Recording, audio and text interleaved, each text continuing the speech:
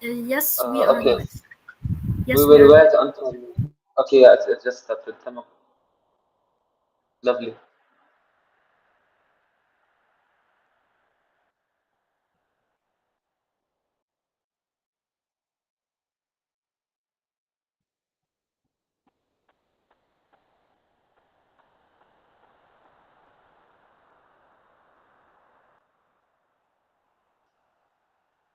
Hello, Hussein. Thank you for joining. Please, if you're planning on opening the cam, then stay here. If not, then please join from the YouTube streaming link. And for anyone attending from YouTube,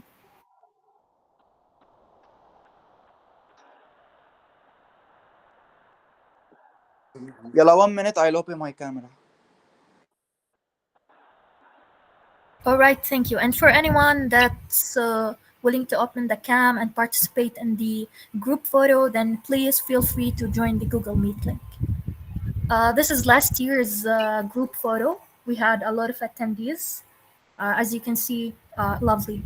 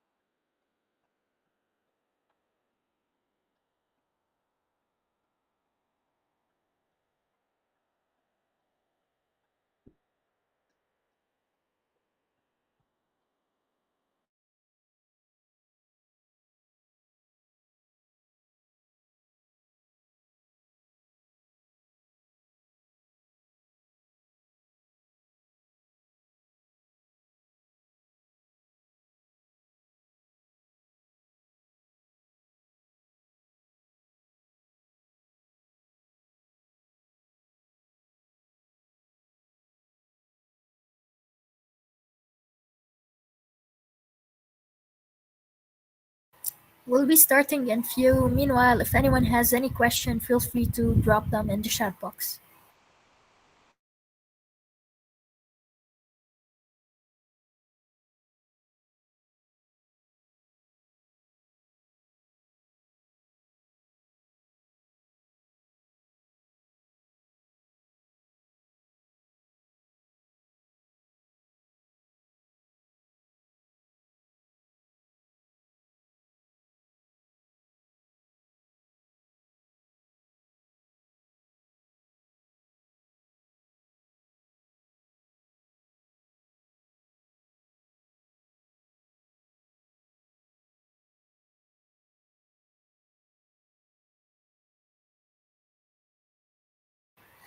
No, you can watch from the YouTube link, as in from the stream you're joining from.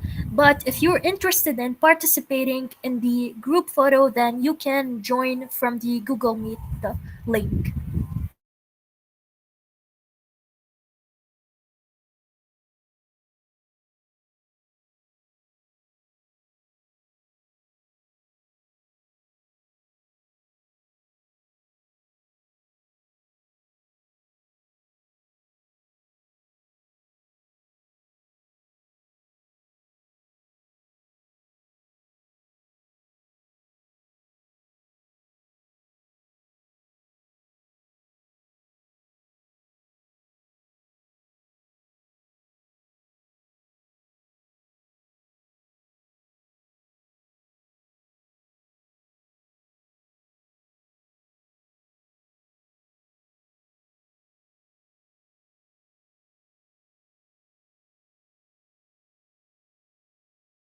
Yes, you are actually attending it right now from the YouTube streaming link. But if you're interested in participating in the group photo, then you can join on the Google Meet link.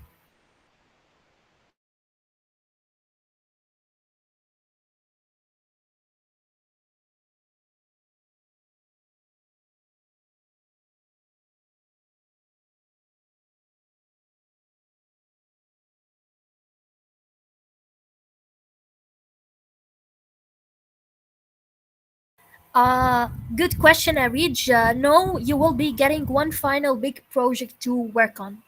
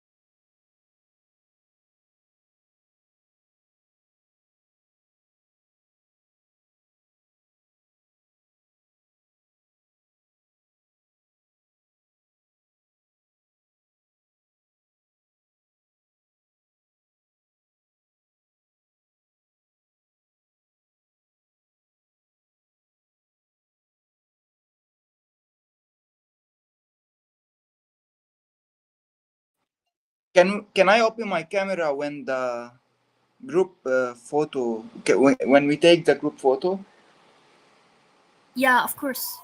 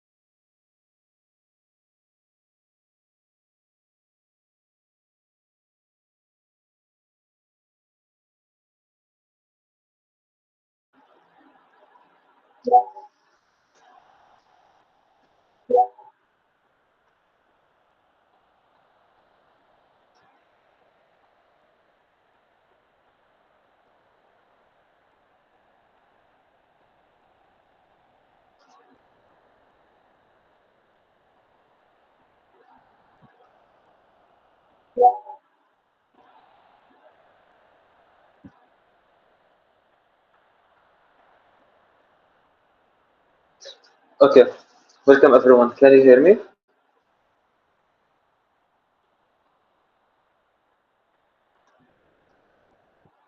I just need to verify. Okay, so let's get started. Good evening, everyone, and welcome to the AI Bootcamp 2025 panel session. I am Hassan Shukani, and I will be your host for today. Tonight, we are joined by two amazing guests, Lujain Sheikh and LK Lily, who were both of part of last year's bootcamp and have since continued exploring the world of AI in exciting ways. So let's take a moment to reflect on. 1 second. Okay. Let's take a moment to reflect on Bootcamp 2024, where a lot of our journeys began. From hands-on tech workshops and building challenges, it was a packed 2-week bootcamp full of learning, collaboration, and growth. For many of us, it was the first time we truly built something with code, not just learned it. And the energy from that bootcamp still carries forward into what we've been doing today in 2025. So, with that in mind, let's start with someone who was a big part of that experience, Lujain El Sheikh. Hello, Lujain. Hi everyone. Thank you so much for having me. I'm doing great. How are you, Hassan? I hope you're doing great. I'm so glad that you're fine. Lujain, can you tell us a little about yourself? Yeah, of course. So my name is Lujain Sheikh. I'm a computer engineer student.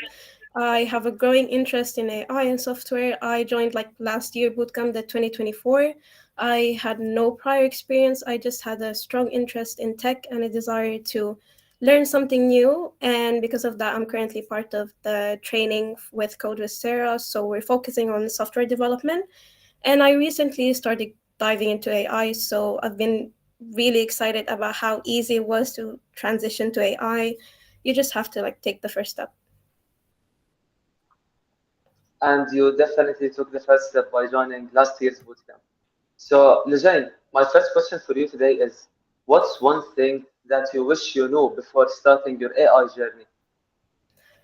So I wish I knew how easy it was to get started with AI. So before diving, I thought that AI was something super advanced that requires like deep technical knowledge, but actually was very approachable, especially if you already have a background in software development. So right now I'm enrolled in the training track with Code with Sarah. So we're focusing on software development and she's been gradually introducing us to AI. So what I've learned that it's not a huge leap. You just need to take like the first step and try new things for yourself and stay curious. So AI is all about experimenting. You don't need to know everything. What matters most is your willingness to learn. But it's been a great experience so far. I really encourage anyone who even has a little bit of interest to dive into AI. Just start and you'll be surprised how far you can go with dedication and curiosity. That's very brilliant, Lujain. So, as far as I remember, you were assigned in Team Alpha in Bootcamp 2024. Is that correct? Yeah, yeah. Perfect. So, how was your experience in the 2024 version of the bootcamp, and what did you learn from it, technically or personally? So last year bootcamp, the 2024 one, was such a great experience. It was my first ever bootcamp. I had no prior experience. I had no idea what I was getting into. I just said that I want to do something for me to grow and put myself out there and put myself in uncomfortable positions so I can learn.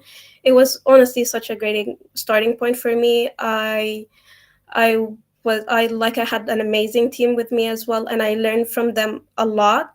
We worked on a front end project. Even though it wasn't directly related to AI, the process taught me how to think like a developer and how to collaborate to build something useful. The bootcamp environment was also supportive. It made me realize that learning isn't just about coding, it was about asking questions, being part of a team, and understanding how your work impacts people.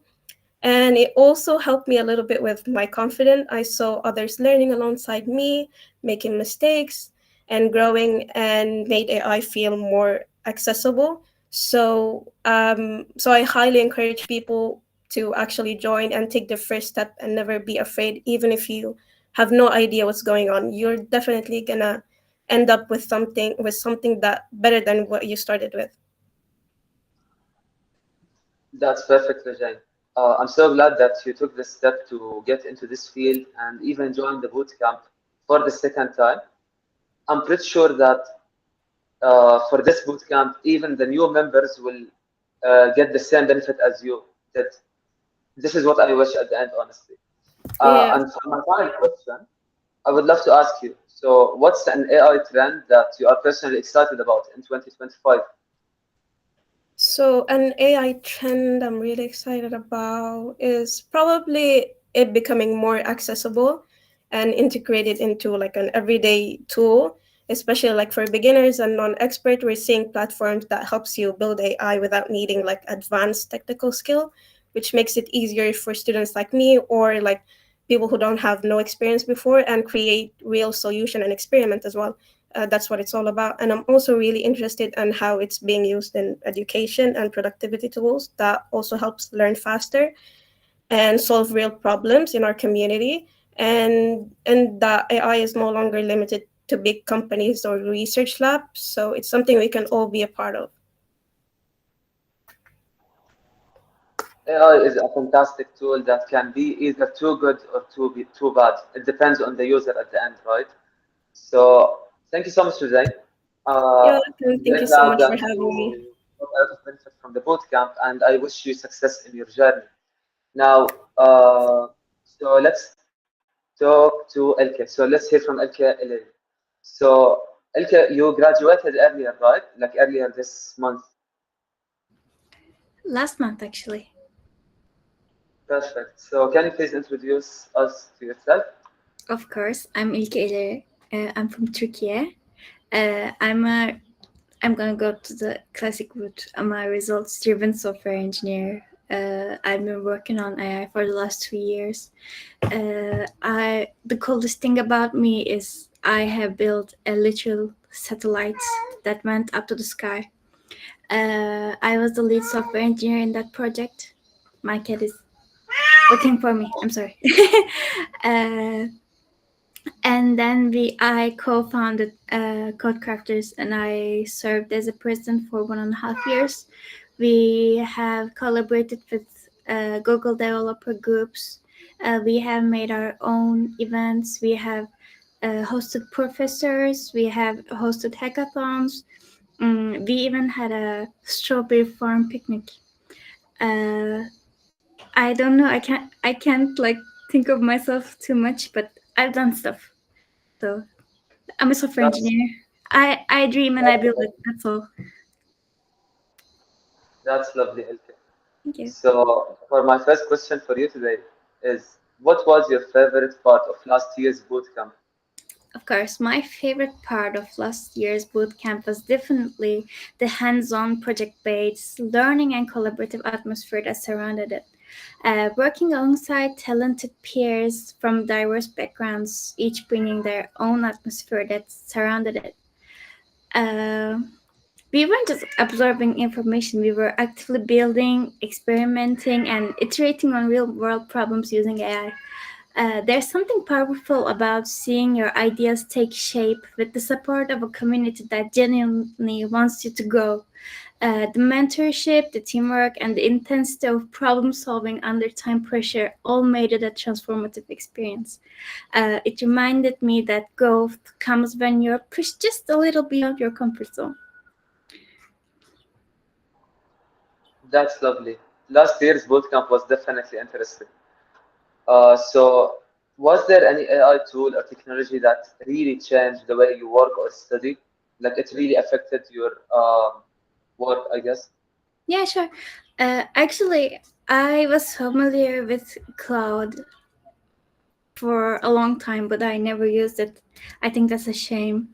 Cloud had the biggest impact on the way I approach both work. I didn't have time for it to study because I graduated already. Its ability to process long-term input, long-term. I'm applying to so many jobs. Long context inputs really changed the game for me, especially when dealing with technical papers, code bases, or multi-part documents, especially multi-part documents. I used to feel really overwhelmed trying to manage large amounts of information across different tools. But with Cloud, I could keep everything in one place. For example, when you copy and paste something, it like separates the pastes in each their own, which is awesome when you want to talk about two different things. For example, do this with this. You don't do that with ChatGPT; it gets hallucinated. Uh, when you ask follow-up questions, generate clean documentation, or debug complex scripts, it felt more like working with a knowledgeable researcher than a traditional chatbot. That shift helped me move faster, stay more focused, and actually enjoy the learning process instead of getting backed down in the logistics of it. For example, when I was building my uh, trading bot with ChatGPT, there was so many things going wrong. I had to spend like 3 months building it, but it didn't perform as well as Claude. I upgraded my trading chatbot with Cloud in like a couple hours, and it works much better than the project I did that took 3 months or 3 months to work. And it's actually a little confusing because his thing are not his. That's so misogynistic of me. It's our work better and faster than us. That's concerning, but we are the ones building AI, so I'm not afraid for at least 5 years. That's very lovely, Ilke. So it looks like AI had a very big role in your journey. Yeah. Uh, so lastly, I would love to ask you, what's one piece of advice that you would give to the new participants that are joining us right now? We have around 70 students watching us right now. So what kind of advice can you give them? Oh, I'm excited. Am I talking too fast? I'm okay, right? Everyone gets what I'm saying? Okay, tamam. My biggest piece of advice would be don't wait until you feel qualified. That was my worst mistake. Start engaging from day one. It's easy to fall into the trap of thinking you need to have all the answers to be an expert before you can add value. That's wrong. Uh, when I was working at a startup last year, I found a solution. I shared my idea, and they were like, "Oh, cool! That's cool, Ilke. That's smart." And the CEO found out why I shared the idea with them 3 months later that I shared my idea. So I was just an intern. My CEO was the whole CEO of the company. So you are never the expert. So you can share your ideas anytime because your brain it has been thinking for at least 20 years. I'm 22. I don't think anyone's much younger than me. So your brain has been doing the work since you were born. Uh, the the boot camp is designed for learning through doing. Ask dumb questions. They are not dumb. Your brain is working. Share your ideas even if they're half formed and seek feedback constantly. Some of my biggest breakthroughs came from conversations where I initially felt like this is not that important. Like no one thinks about this, but it was important. That's how code crafters came to life because we weren't being taught good coding, and we needed to fix that. Remember that you're not here because you know everything. You are here to grow, to collaborate, and stretch yourself. Lean into that. That's all from me. Thank you. Thank you so much, Elke. I'm pretty sure that this advice will be very valuable for a lot of students here. I mean, Thank I really you hope so. so much. So before we wrap up, I would love to, before we start with the group photo, actually, I would love to thank both of you so much for sharing your experiences and thoughts. It's very insightful for all of us here tonight, and I would love to open the door for all the participants to ask you questions. So, for people joining us on YouTube, you can feel free to write your questions, and I will send it to the speakers. Okay.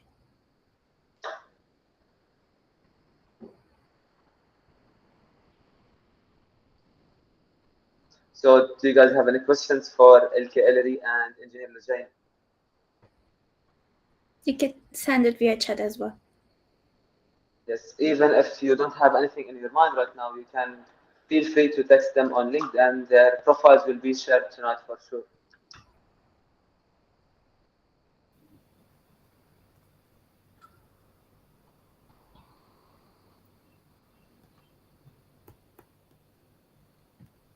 All right. Until then, I would love to invite everyone to join us in our Google Meet. I'll pass the link right now. Whoever wants to take a group photo with us, feel free to join. Open your camera and get your smile ready. So here is the meeting link. It's shared on both the YouTube live chat and WhatsApp. So click on that button. Let's get into the meeting and take a picture together for the memory.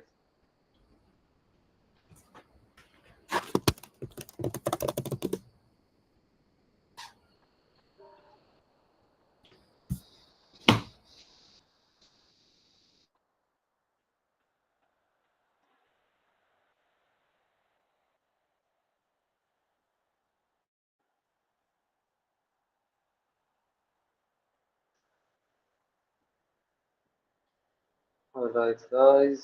So we're going to wrap up soon because we will have a very interesting session with Mr. Amir.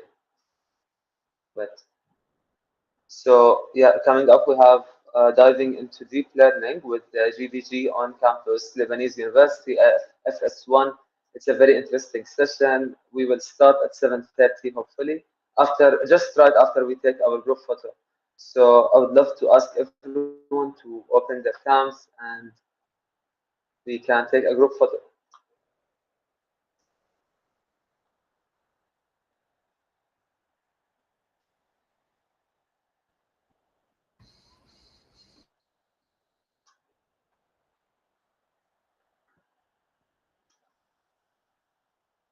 Seems like everyone is shy today. Exactly. It seems like everyone is shy. All right, no problem. So fasten your seatbelts. We are going to have a very interesting session soon. So hit that like button, subscribe, share, do all these things. It's really good for us. It supports us a lot, and hopefully your experience will be very good with today's session. If you have any questions, feel free to ask. We are always here to help you. You can All right, connect guys. with me on So LinkedIn. Thank you for inviting me again. exactly. See you tomorrow. Thank you so much, guys. Thank you Bye. so much. Yes, about that, okay, Elke left. So Elke has a very interesting session on building agents tomorrow. I'm pretty sure you guys would love to join it. So consider sticking with us until the end of the bootcamp to attend a lot of really cool sessions.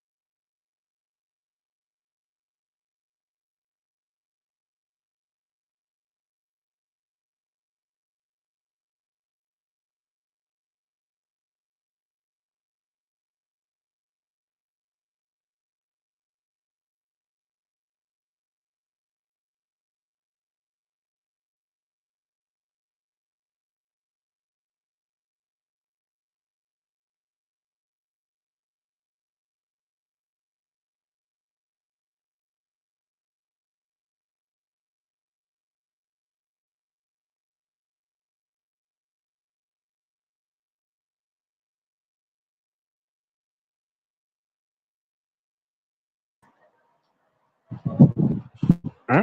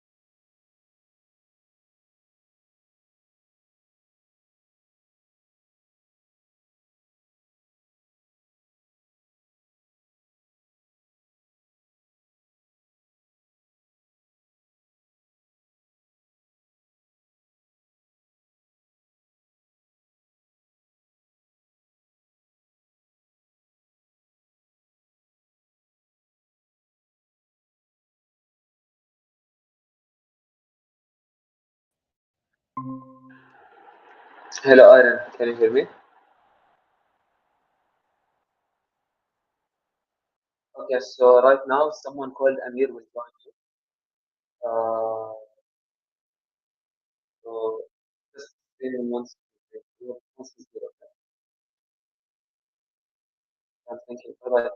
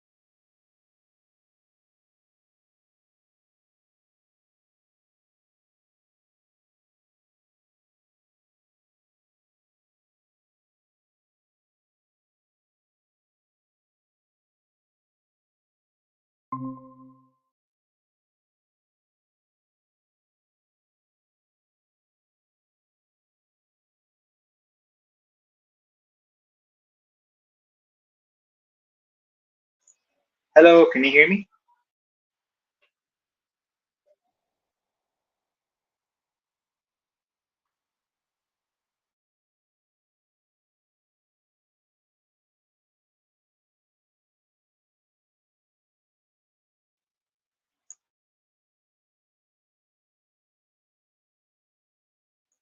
Yeah, just making sure that my sound is great. Can you hear me like clearly? Sounds good. Thank you.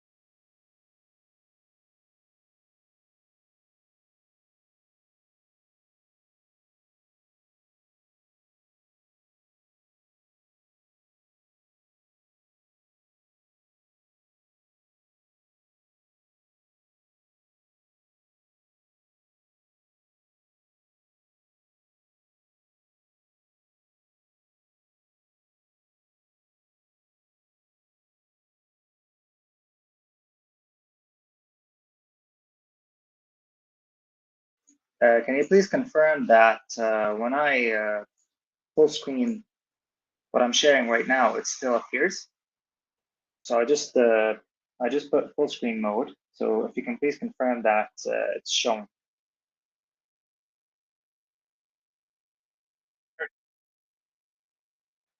All right.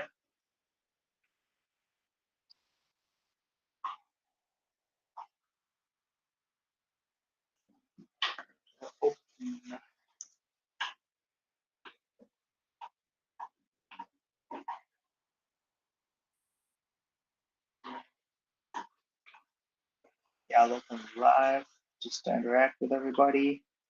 Cool. 84.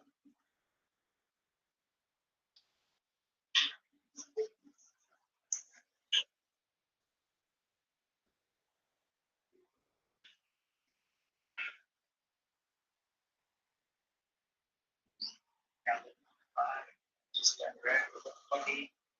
Cool. 84.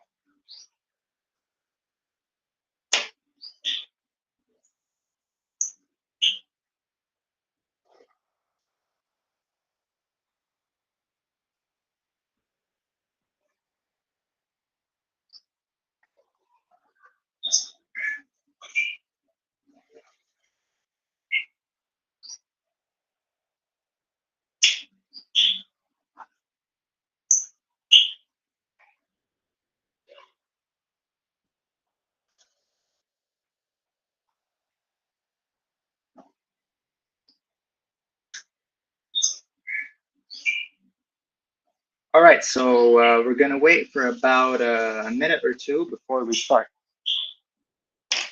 Hello, everyone, and welcome.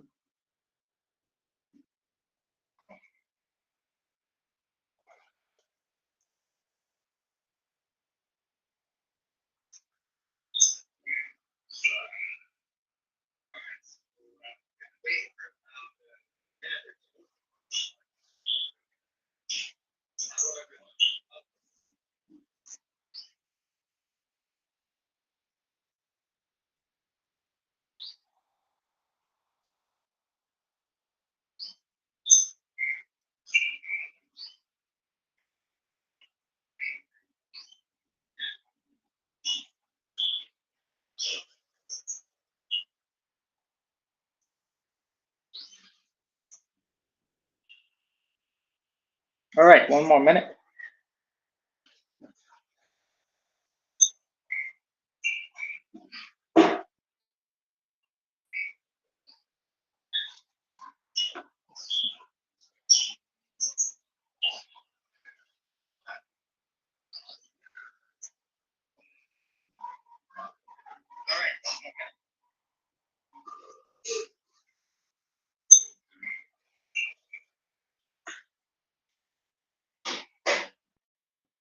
Yeah, please, if you have any questions throughout the session, leave them in the chat box, and I'll make sure to check them out at the end.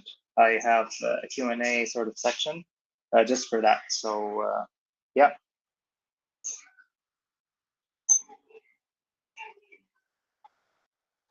Okay, let's kick things off. So hello, everyone. This is Deep Learning Dive by me. Today, we're going to be looking a bit into deep learning, seeing what really is deep learning, how it's helping us in the modern age of AI and everything. We have to know what deep learning is, as it's getting really popular and it powers a lot of the very famous apps that we use, as you'll see soon in the talk that I have prepared for you today. I hope you're doing well. So let's get started. So the first thing I'd like to cover is what is deep learning exactly? And I'd also like to mention that this is not going to take maybe 30 minutes. I don't want to bore you with all the technical details. You know, this topic is a bit advanced, but I'll try to keep it simple just so it's friendly for everyone. So what is deep learning? Deep learning is actually machine learning, but it goes a bit beyond that, okay? And how? It's actually a subset of machine learning. It uses what we call neural networks, which are basically a long, like sort of block of interconnected neurons, and we'll learn a bit about neurons as we go along. So basically, neural networks are a bunch of neurons. Okay, they are split into layers, and each layer of neurons is connected to the layer next to it, or the layer after it. And the weights that these neurons actually project, they do in fact influence what the outcome of the next layer is going to be, and so on. Okay. But mainly as humans, what we deal with is what we call an input layer and an output layer, as we'll soon see in some drawings. So it may be a bit confusing for you, but now once we get into the actual graphics of it, you'll understand. What makes deep learning really special is the fact that it learns patterns from raw data. So it's quite flexible. It learns from images, text, any sort of data you can think of.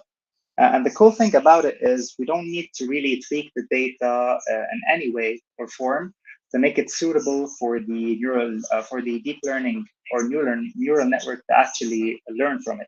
Okay, so all we have to do is just interact with this input layer, put data in, and the neural network will just handle the rest. And that's what makes it really special. Okay, but that of course comes at a cost that we're going to have to handle really powerful computations in order to achieve this exactly. All right. So as we can see in this sort of layered circle here, we have a big circle, which is actually encompassing both machine learning and deep learning. And that is, of course, artificial intelligence. You know, AI is a big term and everything just goes, is encapsulated within it. Then we have machine learning, of course, which most of you already know about, and I think has already been covered in the previous seminars already. And then we have deep learning, which comes at the core, and it's sort of, as I mentioned, it's a subset of machine learning, so it's actually specialized machine learning, and it's more, of course, advanced. All right. So yeah, here you can see the advantage or the main advantage of the deep learning sort of network. It is the fact that we as users who want to actually train this network, we don't really have to care about the feature extraction, which is making the data suitable for this network to learn from. All right. So all we have to do is just prepare the data that we have, and then of course make sure that it's relevant data, actually the data that we wanted to learn from. And then all we have to do is just input it through the input layer to the deep neural network, and it will handle the rest, from feature extraction to classification to training, you name it. All right. So mainly it does everything that machine learning accomplishes. So please also leave your questions in the chat. I'll check them at the end. Let's keep going now. Some real case platforms, and I also love to check the chat and see and see like maybe where you see deep learning implemented yourself. Maybe I forgot it, But mainly, the two things I thought about is first our dear friend ChatGPT. Who loves ChatGPT? Leave some hearts in the chat for ChatGPT. I know everyone's gonna flood the chat with hearts right now. And we also have cars like Tesla, so cars that drive alone, automobiles that are kind of self-controlled by their own. It takes deep learning to actually be able to achieve this high level of complexity in the fact that the car has to recognize all sorts of scenarios. It has to recognize roundabouts, tight turns, etc., etc. So deep learning is implemented here, of course, in such architectures that are quite complex. You love Copilot more. That's really nice. You love Copilot more. I mean, I use ChatGPT myself, you know, but ChatGPT Plus, yes, not the free one. It's sometimes stupid. Yeah, that's great. That's great. All right. So uh, I also left here an image. It contains where deep learning is used. So it's used in image and video recognition, which is very important. And you saw the recent model that came out, Sora. It's been very popular, and I think graphic designers and the videographers have to make a run for their money here after the release. It's quite amazing how far they've come with this tech.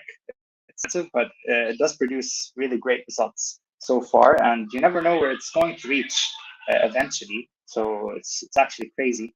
We also have speech recognition, so real time analysis and a sort of interpretation of data that's achieved with deep learning as well. We also have predictive sample, predictive analysis, like with maybe RNNs.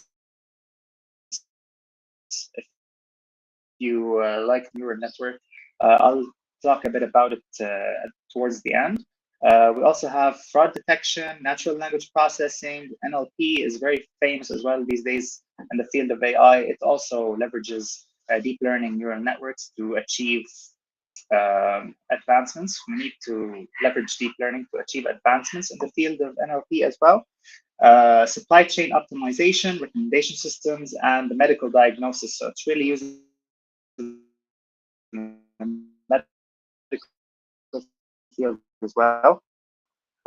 Checking the chat as well. Okay. Oh, so there's some lag. I don't think the issue is from my side. I think perhaps the stream is lagging a bit. Anyway, let's keep going. So yeah, let's get into neural networks. So neural networks are basically inspired by the human brain. And if you look at the structure of how it's laid out, it's very similar to sort of how you envision your brain to be from the inside.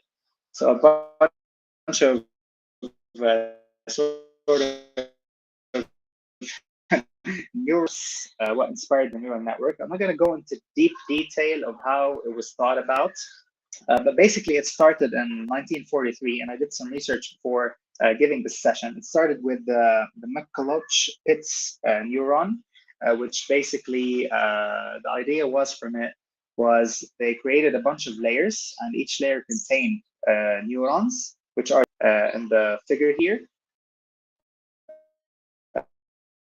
And then the thought process of it was, if we want the output of our result, we would want it to be fired, or in other terms, activated by means of just sending it signals at once, so that it also gets activated and it influences the next neuron. And then they went ahead and came out with something called the perception, which is also a neuron mod 8, and so on. You can take an extensive read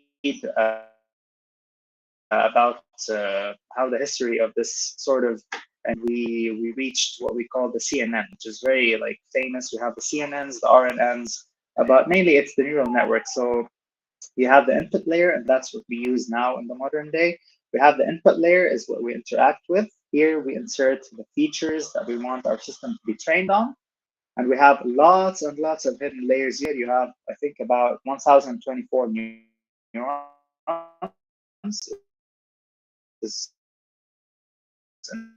in the optimal count. We just use a transition function, which I'll also be talking about. And then this transition function does all the work for us. Okay, so it's really amazing how complex deep learning actually is. But at the same time, working with these networks, we don't really have to do too much. All right, that's also very, very amazing, considering the fact that we can leverage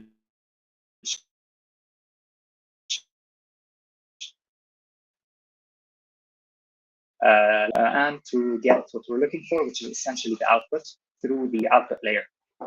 Okay. So yeah, they're working on it. Okay, so they're working on it.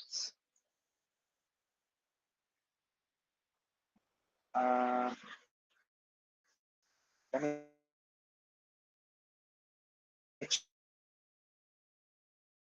check my side.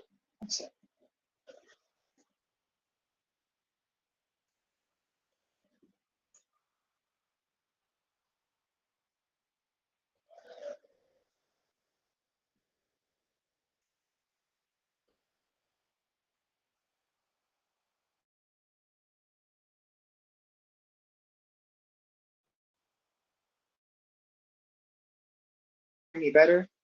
Just let me check here. Is my voice clearer now? I switched to 4G.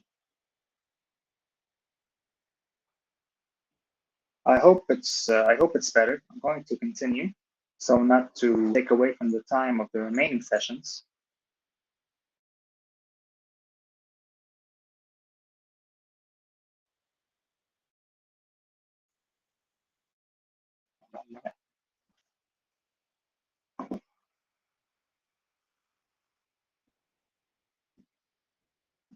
Okay. So if you have any questions, please leave them in the chat for me, and I'll do my best to check them. I have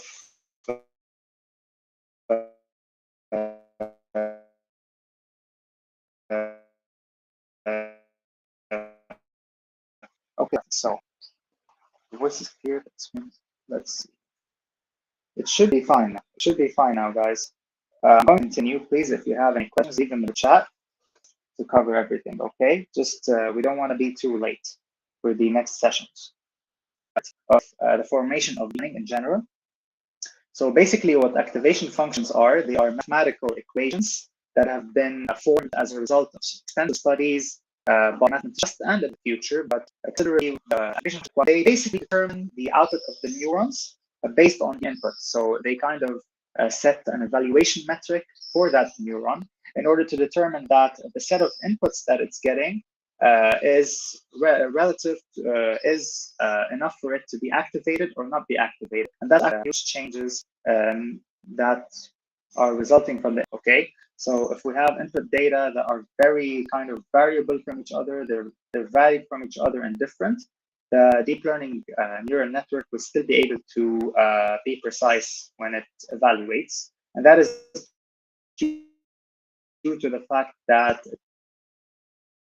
tries its best per layer throughout the network. Okay, so like sort of introduces what we call non-linearity to the model. So if you look at machine learning, the first thing that pops up in your brain is linear regression. Okay, and linear from its name, it's a linear regression model. So it's a linear model. It follows a strict sort of path, linear path.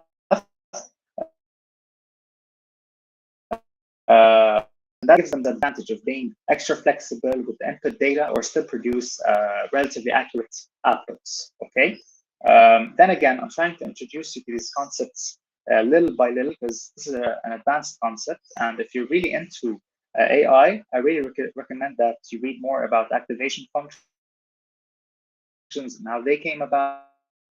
But the most famous one and is really used, especially in the famous models right now, and the ReLU. So it's basically this one right here. it takes the maximum of 0, which is the origin of the function, and whatever x is. So if x is negative, it takes 0. If x is positive, it takes the positive value.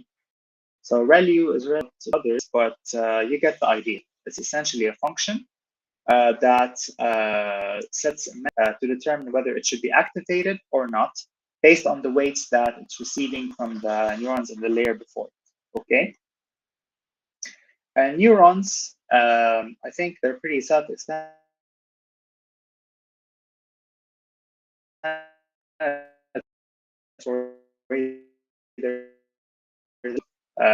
Many neurons essentially.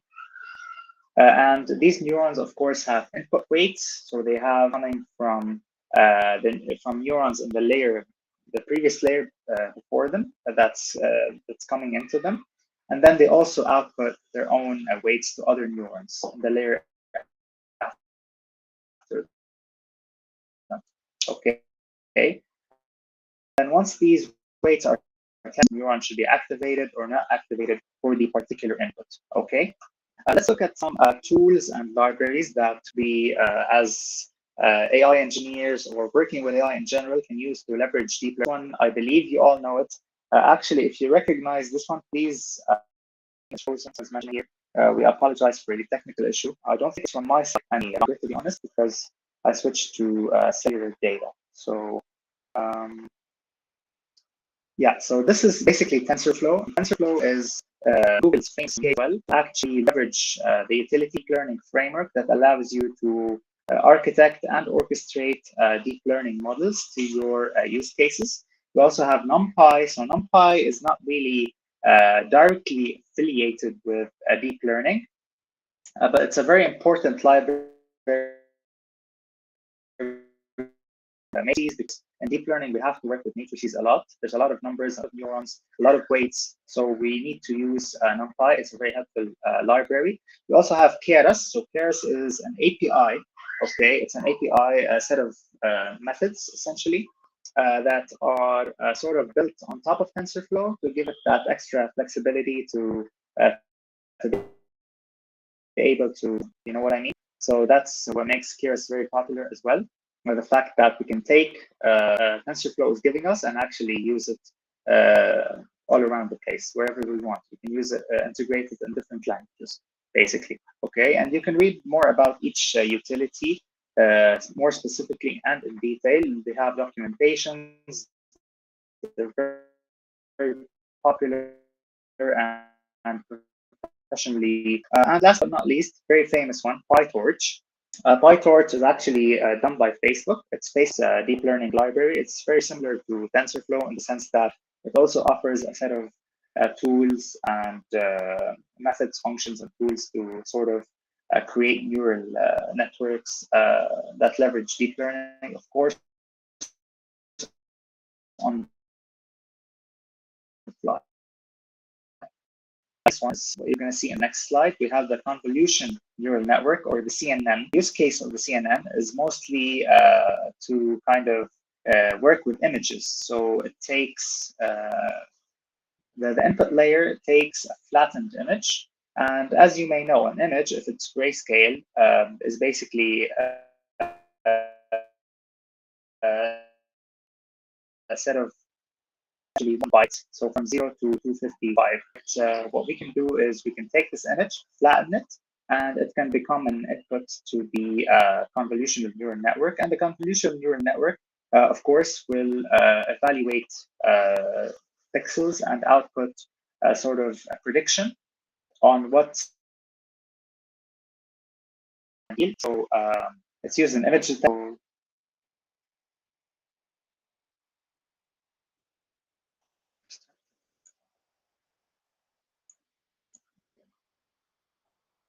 Yeah, sorry, what's up? Frozen and lagging. Or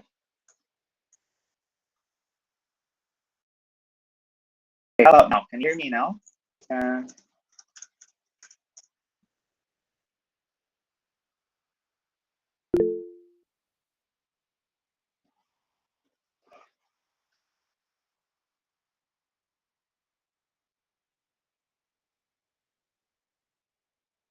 Mm,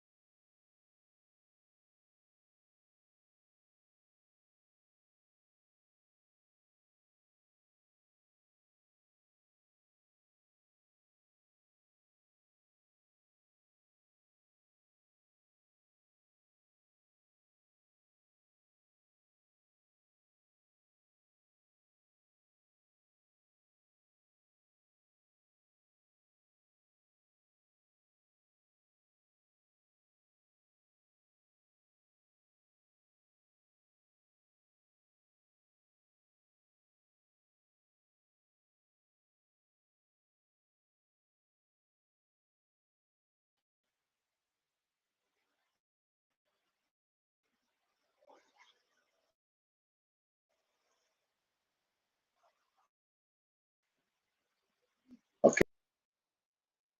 I did. I'm sharing now. Can you see it?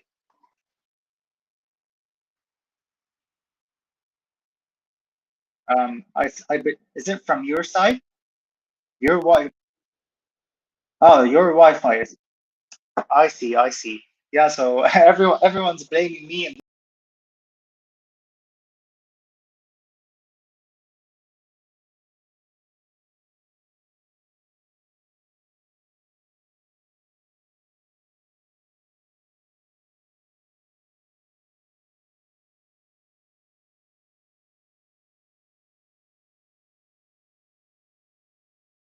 chat because I'm the speaker, you know.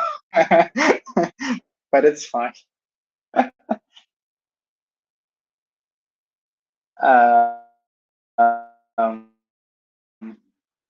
Yeah, would you like it? So, you know, my Wi-Fi is already pretty good. I switched to 4G and the issue persisted, so I think it's from your side, the issue. You know? Yeah, because you're streaming and streaming is also very internet heavy, so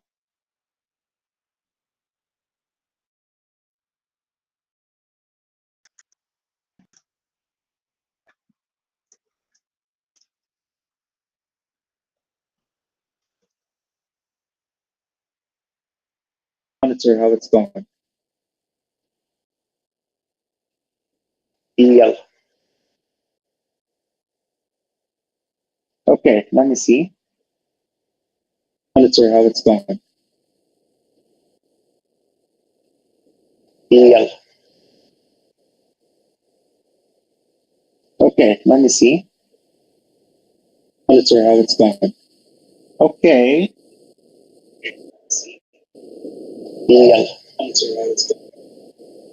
Okay, is it working now, guys? Okay, let me see. Monitor how it's going. Okay. Okay. Okay, awesome, awesome. Glad to hear it. So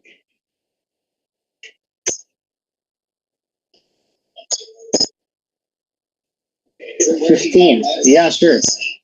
Sure. You're welcome. So can you see my screen? Is everything great? Okay, awesome, awesome. That's to hear it. So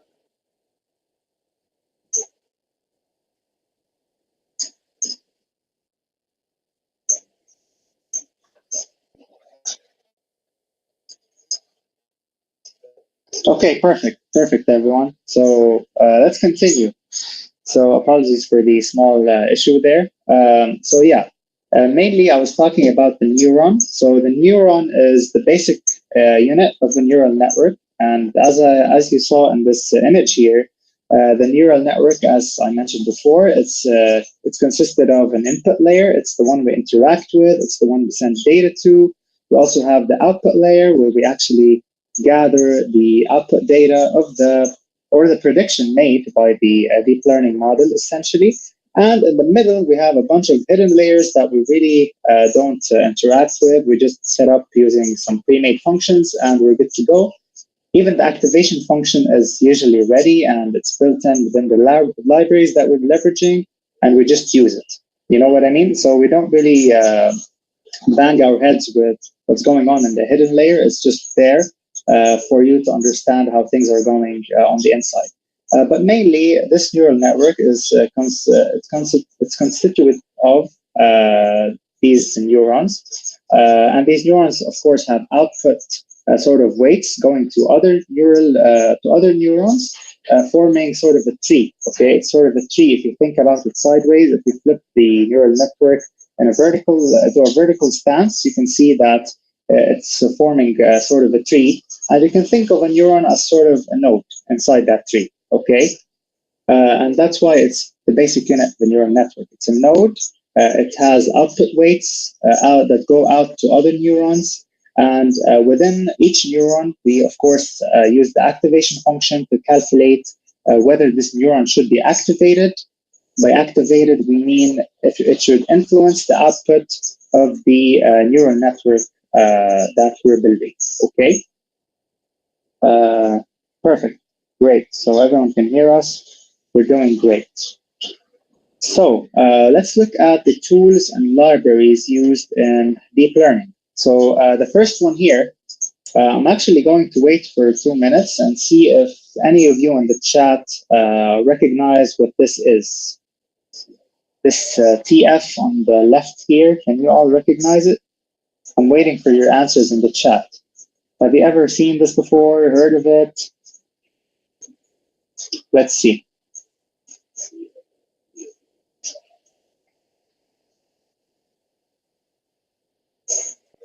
Nice, nice, nice. TensorFlow. Yeah, TensorFlow, TensorFlow. Nice, it's famous. It's really, really famous. Every AI enthusiast, every machine learning engineer knows TensorFlow. So TensorFlow is Google's famous deep learning framework. It offers a set of functions and tools in general, just what a framework offers to build the neural networks that we're just saying and that we will see a bit later as well. So TensorFlow is very popular, offers high computational power, like really, really amazing service offered by Google, and you can access it directly through their GCP platform or through the Google Cloud platform, or you can actually use its development kit in other libraries, also through Keras, which is an API built on top of TensorFlow to help you leverage its capabilities in other languages as well. We also have NumPy. So NumPy isn't really affiliated directly with deep learning, but it is a famous library and it's used in pretty much every deep learning project. The reason being is that it offers you all of the mathematical tools necessary to complete your calculations. And in deep learning, we essentially work with matrices and all that good stuff. So we need a library that's efficient, fast, and offers us a set of useful functions to use straight out of the box instead of creating our own each time. And last but not least, we also have PyTorch. And of course, there are many other tools, but these are the ones that I could sort of think of. And I think these four are quite famous. And when it comes to development sort of utilities for deep learning projects, PyTorch is basically another framework similar to TensorFlow, but this is Facebook's or Meta's framework for deep learning. Okay. And of course, feel free to take a read on each of these tools. They're amazing and very famous and popular and used daily, especially in the modern projects. Looking at the types of neural networks, so the one I'm going to show you right now is the most famous one, pretty much. It's called the CNN, or the Convolution Neural Network. The Convolution Neural Network is mainly used with images. It's very famous, or a famous use case for CNNs would be images, and in particular, image detection, transformation, outputs, all that good stuff. So essentially, you're inputting an image, but before you do that, you're taking it through a series of convolutions with transition functions or activation functions, sorry, in order to transform it into a long flattened layer, is what they call it, or a long matrix, single row matrix of just values from 0 to 255. And then each of these values is inputted into one single neuron in the input layer. And then everything is essentially calculated within the hidden layer, and you get an output, which is basically horse, zebra, and dog, as you may see in this example. So the neural network outputs what it thinks the image is constituted from. And in this case, it detects that, all right, 0.7 out of 1, it's a zebra. So yeah, CNNs are used in image detection. So all of these cases where you see a real-time image detection of objects and very advanced security cameras, CNNs are definitely in there. So CNNs are very, very relevant, especially even in the example I mentioned to you around the use cases of deep learning. When we talk about the self-driving cars, so self-driving cars definitely may implement CNNs. The reason being is that they need to detect, for example, is this a foreign object? Do I need to stay away from it? Should I hit the brakes now? So you get the idea. It's important for car manufacturers to implement CNNs if they want to have self-driving cars in construction. And I think it's an integral part because it offers this capability of being able to immediately detect on the fly what images and maybe possibly video streaming as well, live feed and video streaming into the neural network to detect what the object is and interpret it and act accordingly. Also, I'd like to advise you to take a look on some pre-trained models. So what are pre-trained models? Pre-trained models are mainly models that are already pre-trained. They come pre-trained for you. So you don't have to create your own model from scratch. You know what I mean? So I really advise you to look into these models such as VGG, ResNet, and Inception if you're interested in deep learning, and possibly try to apply some real-world projects. You can access Hugging Face and take a look at these models, maybe import them into your own projects and start working with them and experimenting with them. I highly advise you to do so. But I didn't want to really get into the coding stuff right now, just scratching the surface of this huge world, but at the same time, diving deep into actually the concept itself of deep learning. Okay. That's it from my side, explanation-wise. I'd love to hear your questions. So please, we're going to give 5 minutes for questions. So till 8:15 Beirut time. Please post any questions you may have for me, and I'll be more than happy to answer. And by the way, I'd like to mention that we did an initiative recently as part of Google Developer Group's Lebanese University. So we had an NVIDIA Deep Learning certification program over 4 weeks. It was a Build with AI series themed workshop. And after the completion of this series, individuals who participated would take the NVIDIA Deep Learning certification a fundamentals exam and earn the certification. I did it myself, and I can fairly say that it really helped me out. So I really encourage you guys to join our community as well. Links are on the WhatsApp group to benefit from all the events that we're going to be doing, inshallah, next year and for years to come.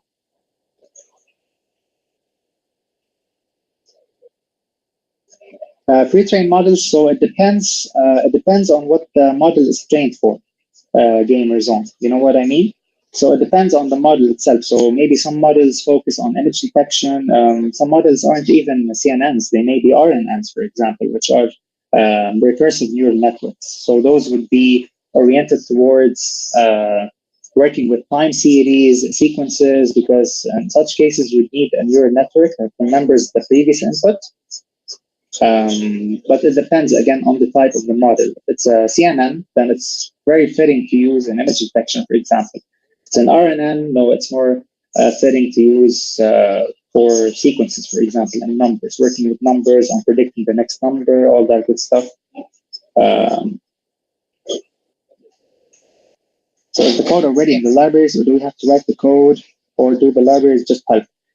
Okay, so the libraries, they sort of give you, they do give you like 80% of the structure that you need to sort of implement in your network. Okay, and you can just search on online real quick.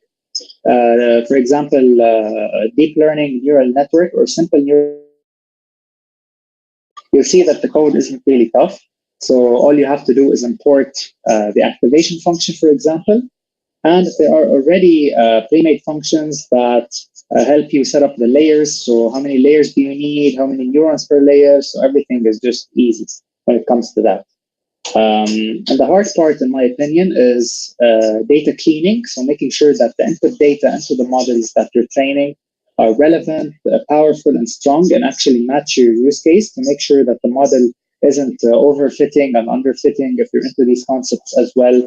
I'm sure they may have been explained already either yesterday or today. But yeah, essentially the libraries kind of clear out all the headache from having to set up the neural network yourself for hours. You can do it really simply with code, and all you have to focus on is the data. How do we join the NVIDIA thing? So the NVIDIA thing concluded, unfortunately. We had it throughout the year, and it finished. But inshallah, for next year, we're planning a similar thing. So stay tuned for that.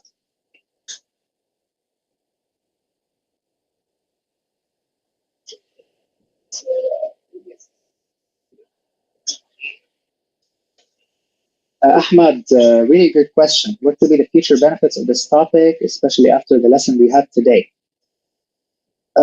So I think knowing or scratching the surface of deep learning is really important because it gives you general knowledge. Necessary, in my opinion. So if some person comes up to you and asks, "How is ChatGPT working?" and you're like, "I don't know," that's kind of weird. I mean, you use it every day. So it's nice to know, kind of at least scratch the surface of the architecture of ChatGPT, how it leverages deep learning. Like you give it an image, how does it detect what the image actually contains? You see, deep learning. So after the session, you kind of have an idea of how things are going. Like if we're taking ChatGPT, for example, it's a complex use case. Of course, it's really complex, and the use of deep learning and machine learning alone is crazy, and the amount of money they've invested. But just knowing that, at least, looking at this use case, for example, I uploaded an image to ChatGPT. How did he know? How did he recognize it? So at least just to differentiate, if it's machine learning only, if it's deep learning only, and ChatGPT is full of deep learning, let me tell you that, because the data that it gets, especially after them adding the document stuff and the images now, image capabilities, so there's a lot of deep learning in there. Um,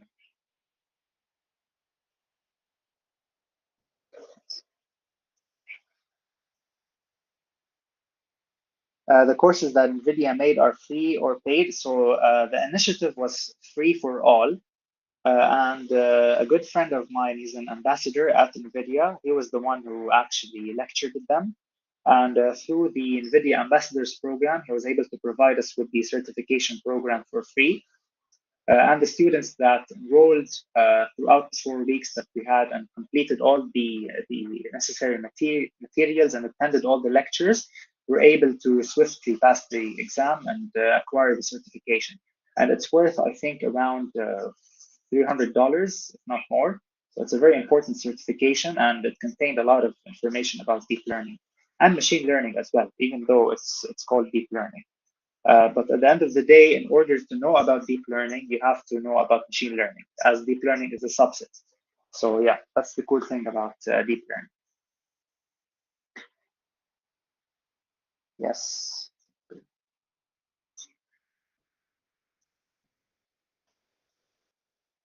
Gamer zone. So going deeper on this topic, as I mentioned to you, it's a bit sort of advanced.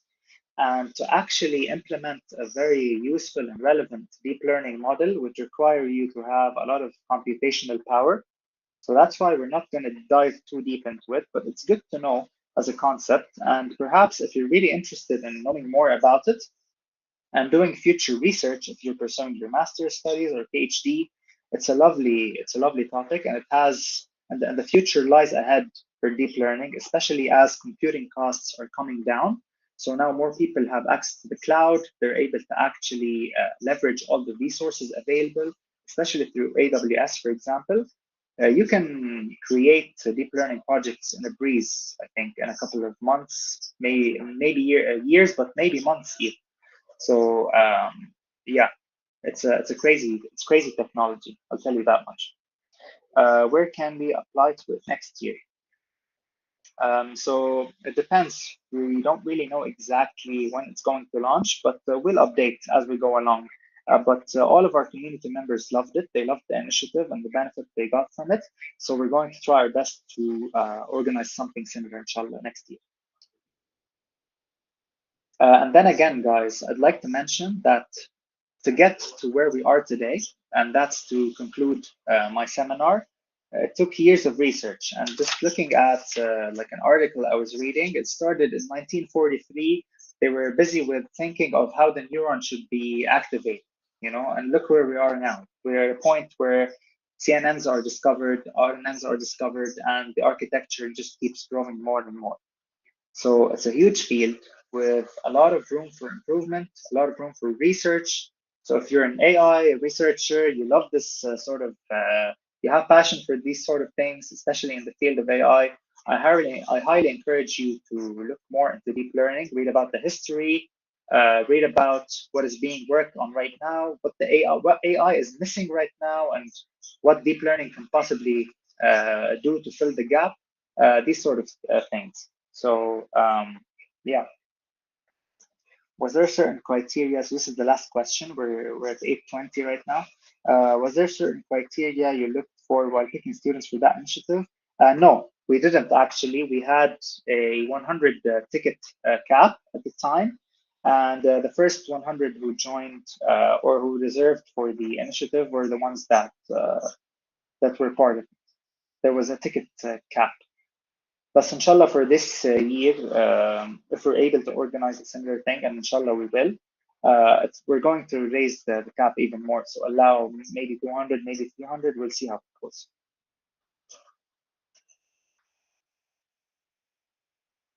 Okay, guys. So I'd love to conclude my seminar for today. I really hope you enjoyed. I tried my best to sort of dive a bit into the concept, but not to bore you with all the details and history and make it complicated for you. So I really hope you enjoyed and you benefited from it. I wish you the best of luck in the Summer Sprint Bootcamp. I know you're going to kill it with your projects. I'm really excited to see how you evolve throughout this 2-week sprint. And I've also left my QR code. This is the QR code for my link tree. So I'm going to leave it for 2 minutes here in case you'd love to connect with me either through LinkedIn, chat me over WhatsApp, send me an email, and my Instagram as well. So thank you so much. I really enjoyed this and interacting with you, and I wish you the best of luck as well.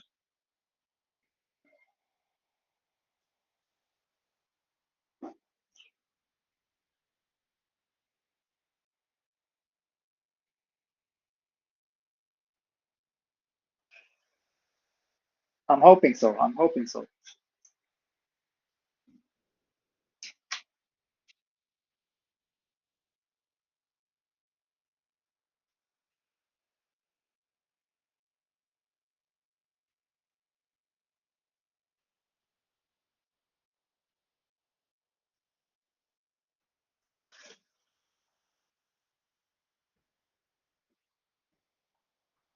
You muted yourself, Hassan.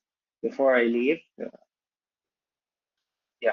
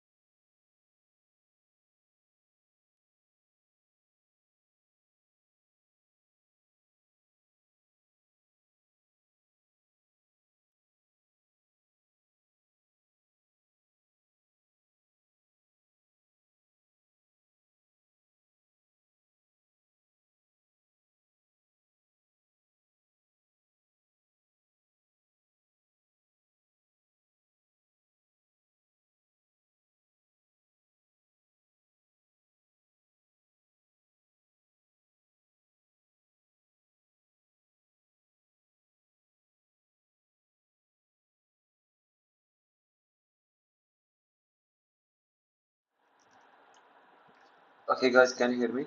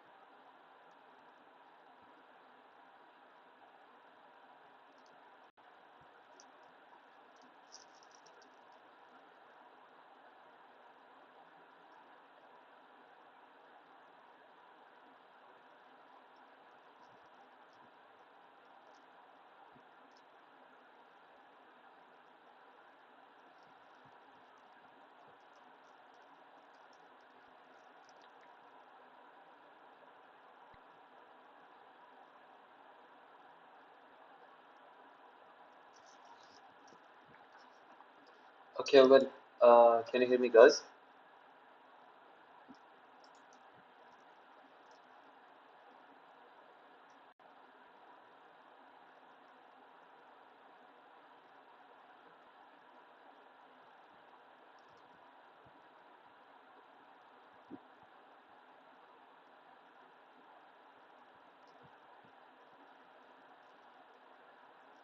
Okay, welcome back to the bootcamp. So this will be our final session for today. So when you read the title, AI and SDLC, Artificial Intelligence in Software Development Lifecycle, you might start questioning yourself, wait, what am I doing here? Why are we talking about software engineering? I signed up for AI, right? So I signed up to build smart models, take over the world with code, not debug UI buttons or plan sprints, right? Well, that's a valid thought, but here is the thing. Even if you're building an AI model, you still need to think like a software engineer. Because guess what? AI does not float around magically in the cloud. It lives inside software systems.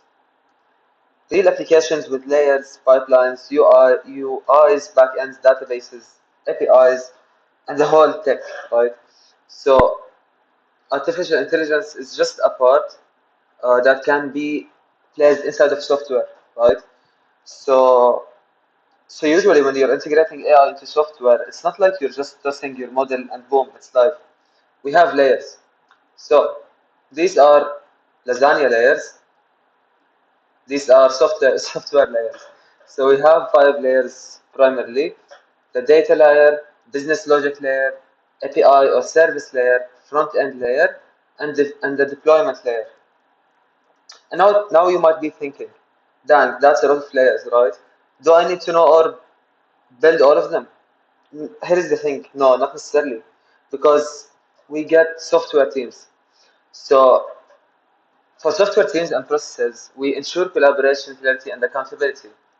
For a defined workflow to avoid chaos, align everyone towards shared goals, and then we have agile methodology. So in agile, we have some time-boxed cycles that have a time constraint that focus on delivering small working features. We are just going through sprints and iterations through a system, right? So is there like a structured approach for this? Yes, there is. We get SDLC, Software Development Lifecycle.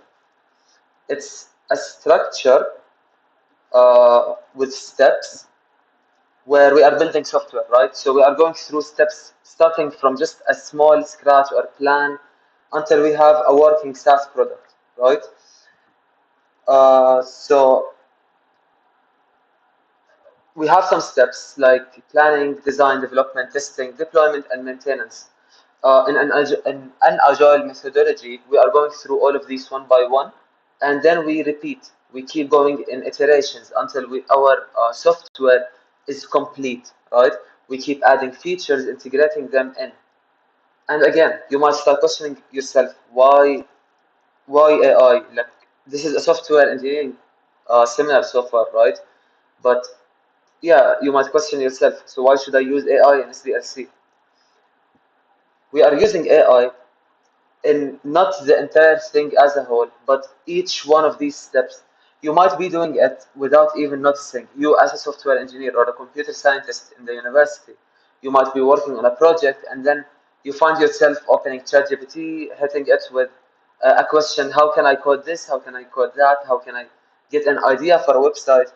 This is all these are all steps in SDLC that we are using every day that we might not even be noticing.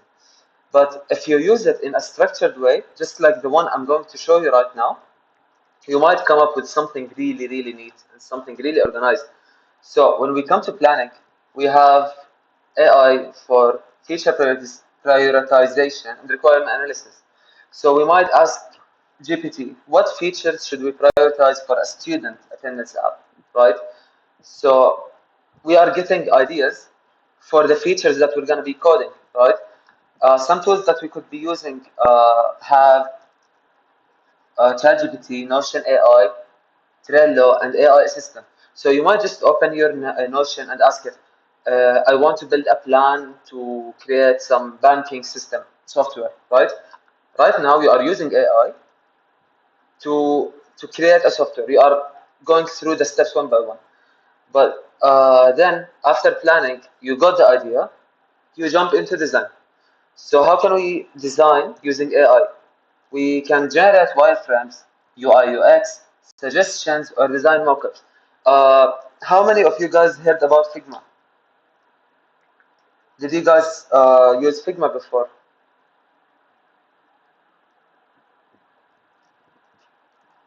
I'm pretty sure a lot of you have used it or at least heard about it. So Figma just integrated AI into it very recently. Right now, you can create a full front end just by writing some prompts. There are other websites like Lovable, I believe. I'm not sure if Grok does that, but you can even like write some prompts. It will show you the code on a side, and then the front end that code implies on the other side, right? So you can see it visually. I will show you that in a bit. And there is Galileo AI user. There are a lot of tools that you could be using, but here is the thing. Uh, you just use AI. You design something using AI. Again, you might be doing that on a daily basis, but without even noticing, or without noticing that you are following a structure of orders, right? So, third, we have development, code generation, and boilerplate setup. Maybe you created some design using some sort of AI, and now you want to develop it. You can maybe screenshot that design to ChatGPT and ask it to generate code for you and create a boilerplate setup for you. So you start debugging instead of just creating from scratch. So AI here is an assistant for you that helps you generate code without tiring yourself writing, for example, really boring. They took really long to create, and then you have the CSS part. You just need to write 1,000 lines of code or so. Right now, you can speed all of that using AI. So we will create the design. and then we can create the code from that design picture, right? So some tools that we could be using will sound like ChatGPT, Copilot, Replit. There are a lot of others, as I mentioned earlier, but most people use ChatGPT. So a prompt that we could write is, for example, generate a Flask app with student login and attendance marking. So you guys probably know a lot about Flask. You can create some sort of back-end service that routes to an HTML page and show you a front end for student login and attendance marking. So basically, AI just created like a very big part of your code so far. And then you can modify it or extend it using ChatGPT or GitHub Copilot extension on VS Code. All right. Fourth, we have testing. So we created the app, we designed it, we planned for it. Right now, we want to make sure that it's efficient, right? So we can pass that code to ChatGPT, Testem, Amazon Code Whisperer, and ask the GPT, write test cases for the login module. So we pass the functionality, or let's say the backend route for login, and now we want to test it, right? So most people usually tend to test routes on Postman. You guys probably heard about Postman, right? Right. So Postman is for those who don't know, Postman is like a service where you can call your API or basically backend function and pass input to it to test if it's actually working, right? So sometimes you might not know what to pass as input, so you can ask the GPT write test cases for the Ruby module. That's just one usage. I actually did it earlier this week. I gave the function to ChatGPT. I told it, okay, I want to use Postman. Give me input for my function, and it gave me, and I just placed it in Postman, and I started testing it. You can create test functions inside of your code to test internally as well. Just get creative with it. Here's the thing: if you don't know what you're doing in the first place, like you need to know some basic before you start getting into AI. But once you know your way throughout software development, AI will be your assistant to reduce the time and error margin. All right, for fifth, we have deployment. So, okay, now we planned for our project, we designed it, we developed it, we tested it, and it's amazing. Now we want to deploy it. So we have some sort of GitHub actions where we can deploy a Flask app to Heroku. So we don't know how to write them. And personally, I don't know how to write them. So I can just go to ChatGPT or GitHub Actions or Render or Railway and get get some YAML instructions to deploy it to the servers, right, and start using it. For example, if I don't know much about deploying, this will be really helpful, right? Last but not least, we have maintenance. So we can use AI to analyze user feedback or surveys responses. So let's say, okay, I have this website, it's really good, but I want to see what people actually think about it. So let's say I created some sort of input field to log these inputs, and then I recorded them into an Excel sheet. Right now, I can get AI to iterate through them, the responses of the users, and see if they were positive or negative, right? And it will summarize the pain points or suggest better improvements based on what the people said.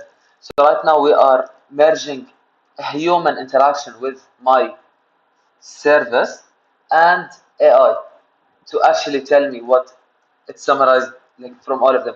For example, if let's say I have 1,000 users in my software, I will not have the time to go through all of them. It will be nice, but at some point it will be too much. But I still want to benefit them. So I can just use AI to iterate through all of them and give me an overall idea about what they want from me so I can develop it in the software. Here we are not thinking about software as a functionality. We are thinking about it as a service for people to help them uh, reach the goal they want from my software, right? So let me demonstrate some things for you over ChatGPT. So since all of you guys know ChatGPT, you can just go ChatGPT website. And okay, let's get started. So I want to plan for an app. Let's get some ideas from you guys. What do you think? What should we create? What should we plan for? I want to see your comments.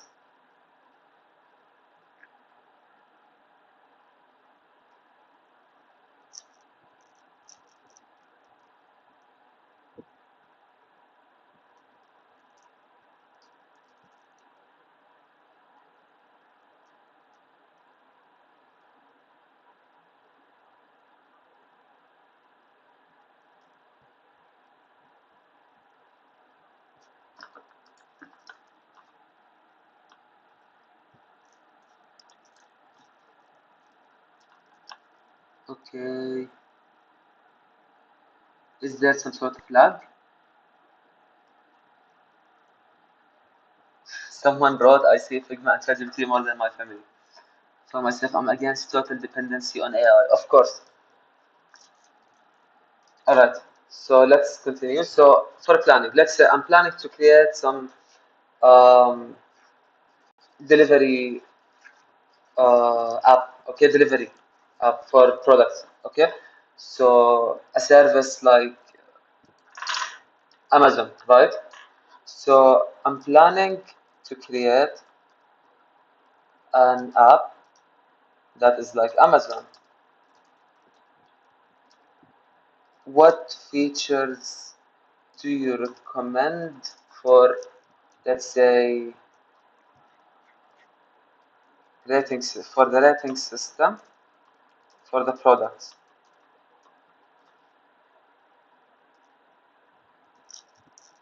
So right now it will give you the core features that are really recommend, like that the GPT itself recommend for you while you're creating. So star ratings, written reviews, verified purchase badge, review summary breakdown. This will really help the developer to understand what the users might uh, want in this app instead of just, let's say, going and trying to survey people for this. So instead of going for surveys, this will be really useful and it will cut out of time, right? And effort. Second, let's say we want to design it. So let me open something. Uh, Figma AI. So I don't know if you guys have Figma. You can create an account for free on this website. Or let me pass the link to you. You can feel free to get in and go through it, even if you don't want to use it for the AI part. It's a really cool tool, honestly, and I've been using it for a while. So as you can see here, go from idea to product faster with AI. So for Figma Make, you start with a design and prompt your way to a prototype to rapidly see. So here we're just asking it, please make this chart interactive. When I hover over a bar, I want to see the day's data in a Twitter, and it actually does it for you. See, that's exactly what we are expecting AI to help us with, and it did it very successfully actually. All right. Third, we have the development stage. So let's say, okay, I already have this, but I want to code it right now. I already have the idea that I want to code, but right now I want it to build it for me. So build me a mini Flask app for this app, for this delivery app. And this will start just basically giving you the code, right? Sorry, my internet is a little slow. So it created the folder structure for you. It created the full code for it, and you have the HTML template. You just run it on your code, a VS Code or whatever um, coding software you are using, IDE software, and so even the CSS. So each file will have its own content, and then you can just go take it and it will even suggest more things that you can do afterwards, right? So now that we are done with the development stage, we want to test it. So here, as you can see, there is this route, submit review. It's a post method, and we want to test it. right? So as I told you guys, there is this app called Postman that helps me test this route with inputs, and same goes for this, and it will give you the kind of error if there was an error uh, there, and then you can pass this error back to ChatGPT so you can modify this route. Anyways, so here you can take your route and ask it, I want to test this on Postman. Give me proper input examples.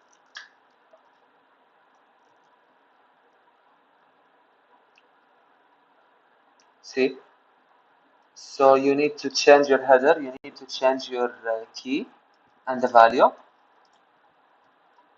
and pass this body. Run it with this, sorry, you can run it with this, yeah, this value and this value, right? After that, you must get such response. If you don't get this response, then there is an issue with your code and you would need to change it so it passes this test.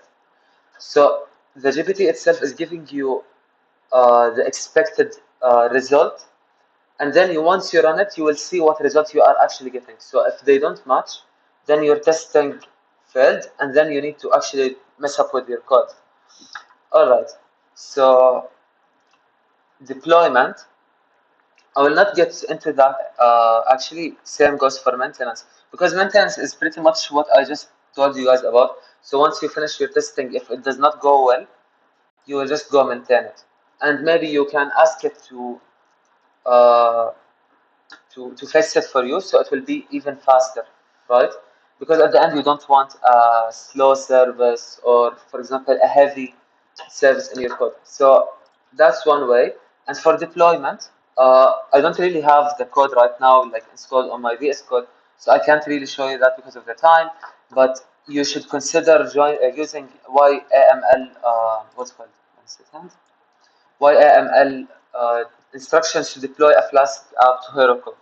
So you can literally finish a full app in literally a few minutes right now, just following these stages one by one, integrating AI to boost your function, your efficiency as a software engineer in each one of them, right? And here comes the summary of all of this. So all in all, AI contributes in SDLC by faster delivery, fewer bugs, and cost savings. So we are saving a lot of money when we are hiring just one developer that knows their way through AI, instead of just hiring, for example, a DevOps engineer, a front-end engineer, a back-end engineer, and for example, if we want to integrate some AI, we'll need someone that knows how to build a model and so on, right? Right now, if you know your way through AI, you can just do all of these things. It will be a very huge load, I know, but if you know your way through, you can be extremely efficient. You can focus on more things. Yes, for example, if you are more interested in front end, you can learn front end very well, but then if you are not that good at back end, AI will cover up for you, right? So when you are following the SDLC steps, you will not get stuck at any point, and you will be able to deliver a full functional project.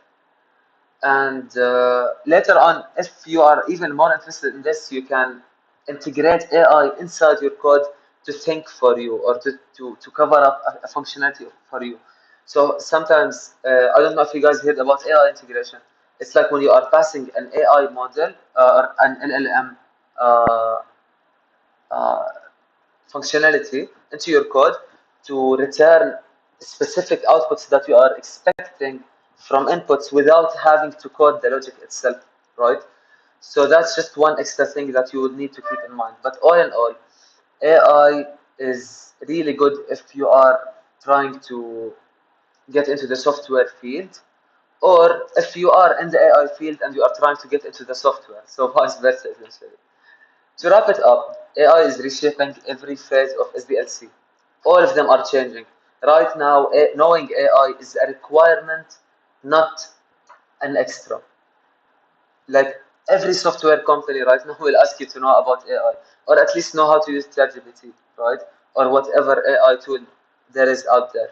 So developers must adapt to AI augmented workflows And yeah, the future of software is AI assisted.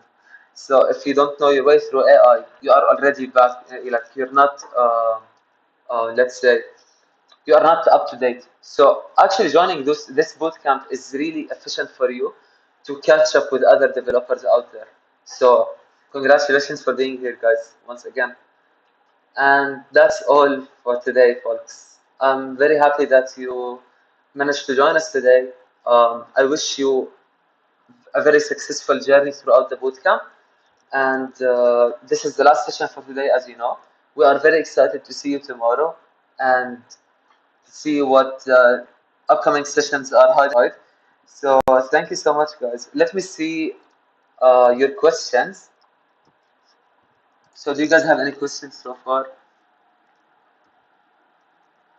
App for fitness tracking. Okay, okay. So I will give you guys an assignment. Tamam? I will give you guys an assignment. Since someone mentioned something about assignments and it actually caught my attention. So, Hussein, you are interested in fitness tracking, right? You think it's a good idea for an app. So I want each one of you guys to use this emoji I showed you. 1 second. This, I want you to follow all these steps and try to create and apply each one of these steps into your work and show us screenshots, right? So it will be an assignment for you guys today. I want you to develop a mini app or a concept of an app and show the prompts that you used on ChatGPT and what it gave you. I want you to practice prompt engineering to actually get the results you are expecting from the GPT itself or the AI tool that you are using. So I want each one of you guys to think about an idea for an app and try to follow the approach and get with something.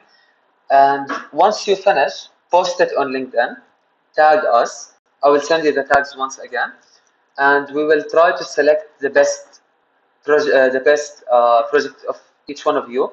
And again, I'm not expecting a full project. I'm just expecting you to understand how it is to use AI in your work. Anyways, so what I realized according to my experience with AI is have at least not exactly.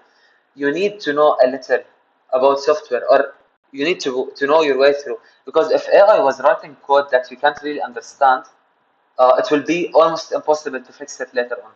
If you keep fixing your app over and over, over and over, over and over with AI, at some point you will just get lost and you will not know how to fix it anymore and you will have to start over. So what I really recommend is to try to understand whatever the GPT is generating for you and um, just keeping track. So in case something happens or your AI was not doing whatever you are expecting, you can just start over or debug it yourself, right? It's very integrated. All right, Ahmed said the maintenance phase is crucial part of the SDLC. It ensures the software remains functional, secure, and up to date after the. This has to go with CI/CD, continuous integration, continuous deployment. No, actually, this goes with the deployment part stage in SDLC. Anyways, yeah, you need to keep your app maintained and ready for any, let's say, possible inputs or errors out there so you can maintain it fix the functionalities that are there if any error happened. It's always possible to go through that. Can we do the homework during the second week as a group project? uh, no, I don't look you we will have group projects that are connected to AI. Okay, so if you want, you can get the concept for tonight. I want you guys to post it before tomorrow's session. So if you can manage finish it and you got the concept, you can continue it later on with the group project. And speaking of the group project, we have 4 minutes right now. I want to tell you a little about the group project and the rest I will send it over the WhatsApp chat. So for the group project, I want you guys to develop a full AI project from scratch. It has to have a model, it has to be trained, it has to be inside of a software. Like if you are going to use to create some sort of model, I want to see it in a website or an app. Okay, so we want a full project from you. We will not evaluate them this Friday. We will evaluate them next Friday. So you have one full week. We will start dividing you into groups within the next few days, and we will announce the topics that are out there for the AI projects. And after that, you can select whatever project you prefer and join your group, and you can start working on it together, right? We'll give you more info about this soon, but it's really important for you guys to get into the project because the seminars are useful, I know, but you will not get the full benefit unless you start working on something, like basically make your hands dirty with code, essentially. So make sure to stay up to date with the WhatsApp group. We will announce more about the project, and I'm looking forward to see your work. But does not that need time? If you are like a group of 4 or 5 people, you can finish it very quickly. Especially that we support AI-driven development, so you can use AI to do it. But we expect you to explain everything in your code when we are evaluating you. So can we do the project alone? We will announce that because we are still thinking about it. But as of now, we are willing to give the chance to people to work alone. But we will announce it soon on the WhatsApp group. But as of now, expect to have a group of 4 people to 5. All right. So that's for the group project, I guess. You can divide the work between you and the other people. For example, if you are not that good with the front end and back end, you can assign it to someone, and then someone else will take care of the model. For example, the data cleaning part, someone else will take care of the training part, let's say. So you will divide it among you guys. It does not matter. But what we really care about is at the end of the project, I want all of the members of the group to know how to do it, or like to know how to explain what the AI part is. And we will not evaluate much with the front end and back end. We care about your models and like give you most of the credit on it. But we don't know each other. That's the point. That's the point, Hassan. So you guys don't know each other. So obviously, all of you like AI, right? Since you are here. So since you guys like AI, you have something in common already. So once you get to know each other, I'm pretty sure you will make great teams, and you will be networking with people around the world that have the same interest as you, and it will help you learn more because once you get to know people that have interest in the same field as you get to ask them questions and just make the best of benefits from each other, and also make friends, obviously. Concerning the assessment, it should be done and posted on LinkedIn before tomorrow's session. Exactly. It's a very many task. I will send the task again on the WhatsApp group in case someone missed it. Uh, so you have until tomorrow's session. Tomorrow, I believe we will start at 7. So you have until then. But for now, we will be posting the attendance link within an hour. I need you guys to fill it. And afterwards, we will post the information regarding the assessment. It's not like we are not requiring you guys to do it. It's just an extra. It will be really nice. But the group project is the one that we really care about the most. But try to do the assessment. It's good for you, yani, regardless. It's a plus. Yeah, but I mean, should I just enter the group and talk to people choose randomly? Yes, obviously. And if you have friends in the bootcamp right now, I can add you guys together. You can text me on WhatsApp. I will write my phone number. You can text me, and I will consider adding you guys in groups together. For example, if you want to join with your friends, I will make sure to do so. Otherwise, you will be matched with random people, or maybe we will assign you alone. But like, don't put so much hopes on that. So as of now, do you guys have any other questions? Because we have to wrap up. It's 9 p.m. Beirut and Amman time. So do you guys have any questions before we wrap up with today's session?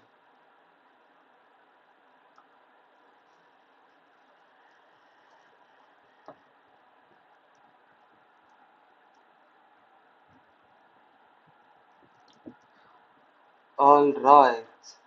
So I just got news from the management of bootcamp that we will be dividing you guys into groups.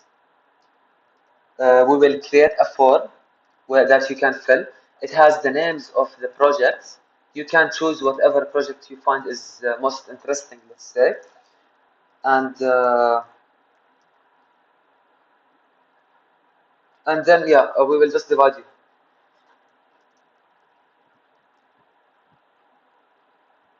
Thank you so much, guys. Again, it's 9:02 right now. We have to wrap up this session. Thank you so much for being here. I really hope that you enjoyed it. Please take care, and if you have any questions, feel free to ask at any point. All right. Good night, everyone.